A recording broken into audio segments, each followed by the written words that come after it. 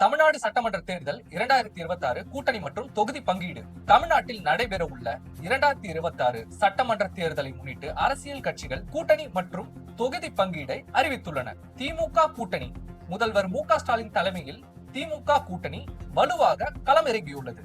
திமுக சுமார் 165 முதல் 175 தொகுதிகள் மற்றும் கூட்டணி கட்சிகள் மீதமுள்ள தொகுதியில் போட்டியிடுகின்றது.